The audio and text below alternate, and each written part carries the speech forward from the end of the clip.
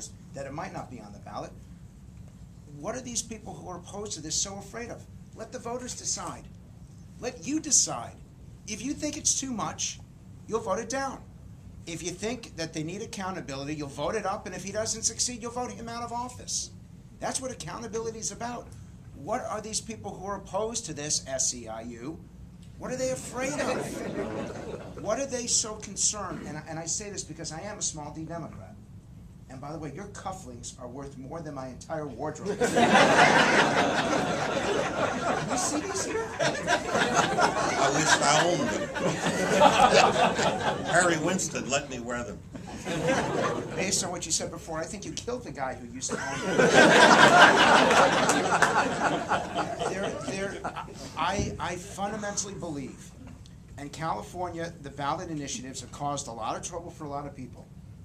But I do believe in the wisdom of the public, and they can be wrong, but I believe in their right to vote on these things.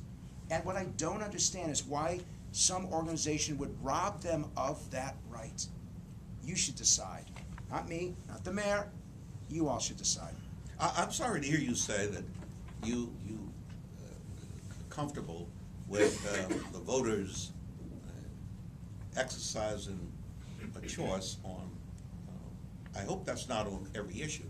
Representative democracy, in my opinion, serves us best when people who get elected with a full set of brains, in some cases, and who will do the work, who will listen to all the arguments, who will read all the materials, who will evaluate the situation, and then try to figure out what's in the public's interest, not what's in the banker's interest, the oil company's interest, the trial lawyer's interest, the doctor's interest, the laborer's interest, the union member's interest, but what's in the public interest, and then proceed to cast his or her vote. I think the public should have a right at that stage of the game to referendum that and reverse it if they choose to.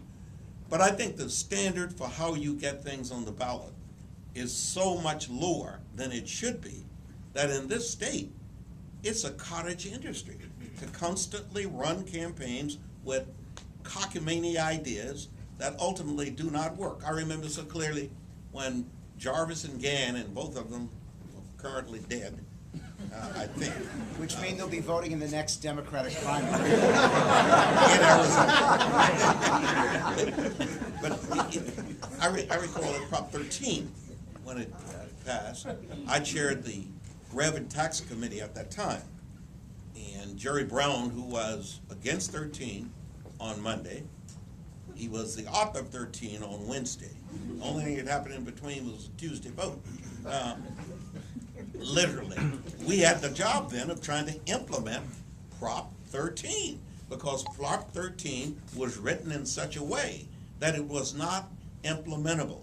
If it had been a legislative act, we would have walked through and answered all those questions before it was ever put to the voters. But that's, but that's the problem, is that your legislature, bluntly, it is dominated by one political party and ideas from one part of one political party, and there is no accountability there. You had a situation where you had your governor and your legislature. The state was going to hell, legitimately going to hell economically. And the reason why there's so many of these propositions is because the voters don't feel like they're being heard. They don't feel connected to their elected officials because their elected officials are doing it their own way. What's different between you and I is that I believe in their right to be wrong, and I believe in their right to be heard. And I think that that is a 365-day process for both of them.